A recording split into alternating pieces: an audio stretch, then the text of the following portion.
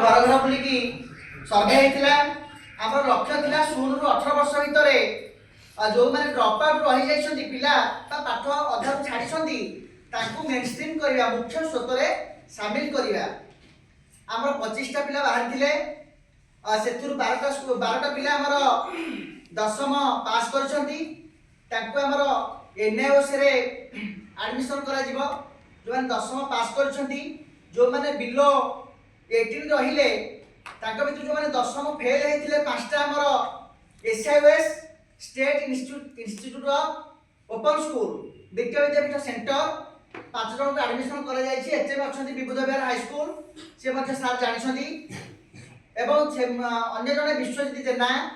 admission करछि हमर घासीपुटु सरकारी प्राथमिक विद्यालय घासीपुटु रे आ जने एडमिशन करछि लक्ष्मीप्रिया गोछायत विबुध विहार हाई स्कूल एवं हमर दुईटी पिला रहि जाइछन्ती संग्राम साहू जने कुशपंगी हाई स्कूल रो पिला रहि जाइछि ताको